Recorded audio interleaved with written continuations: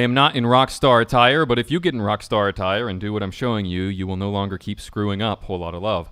Also, I'm playing a Strat. I realize I am not playing a Les Paul of any kind. My Les Paul is currently being refretted. But I just wanted to cover the main point here. So a lot of folks will play this a little bit wrong. It's not sliding in to the 7th fret on the low E, then the 5th fret with a little bit of a bend on the 5th string, and then some E power chords. It's simply not what's going on when you get into the minutia of the track. And the sound is almost like a tape machine starting and speeding up when you hear it, but it's definitely something that Page was doing in the guitar part. And it's a fretted note on the 5th string at the 5th fret against an open 4th string, so there's a unison. Starts out like that, and then the fretted note, there's ever so slightly, about no more than a quarter of a step at most, the 5th string gets bent up. And when that sounds alongside the open string,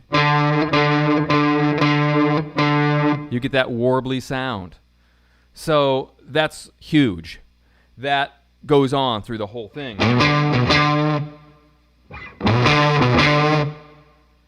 So it's a big part of the sound. Then, once you're into the E, even though these are not note-for-note lessons, try to train your ear and listen really carefully to what's making these tracks tick. The first time, he actually goes through onto the 2nd string, which sounds the major third of the chord, so it ceases to be just E5, a power chord. It actually gets the major third on that very first hit. So what happens is, it's the clarity of the major chord, then followed by the muted low 6th string, and then all the power chords following. So that's a little bit more that's going on in there. And otherwise, when you're doing that bend, very important. Functionally, in order to get that sound and to create the effect that you want, you're going to have to be bending the string upwards. You're pushing with your index finger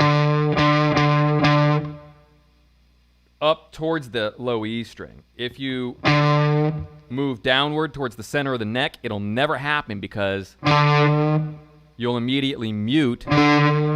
When the finger moves downwards, it'll mute the 4th string and you'll no longer get the effect that you want. It'll be back to the old way. And you might have a really good tone, you might have a really good groove, other things may be totally perfect about what you're playing in the part, but it'll just have something lacking and it won't be quite right, and you'll be frustrated because you won't know why.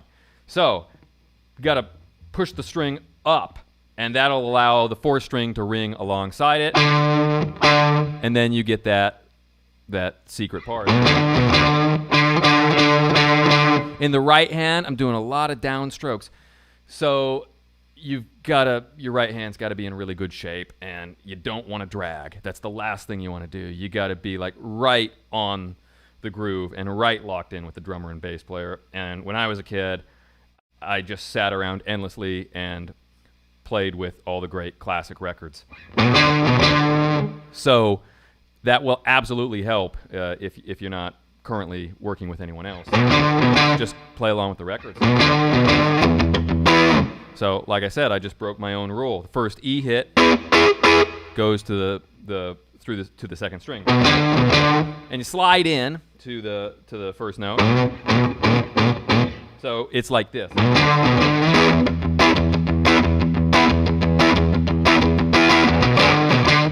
right there, it doubles on the hit of the E power chord. 2 downstrokes there, so.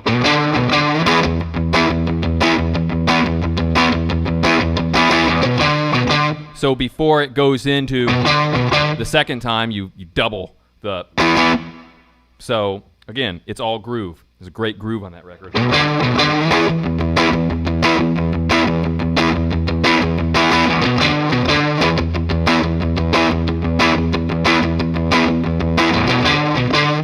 And of course, Plant comes in, and this riff just keeps going on. This iconic riff is propelling the whole thing. And then when it gets to the bridge, or if you want to think of it, the chorus, Whole Lotta Love, it's just D to E.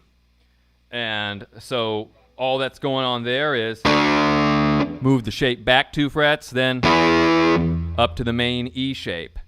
So you're coming in out of the main riff.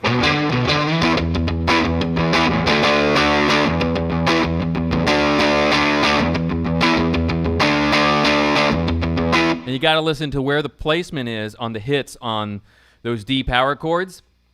But it's great on the record, exactly where Jimmy Page places it. And I think I was doubling that leading into it. Something like that. I mean, just listen to the record. It's on the record. You've got the reference point there. But that's the whole thing. The real inside trick on that is it's all there. That's all that's going on. Jimmy's guitar is sort of panned to the left side of the speaker, and there's this great reverb on the right. But you don't need to know that just to play the guitar part. So anyhow, we'll keep breaking these down. Subscribe, comment, let me know what's working. I'll see you the next time.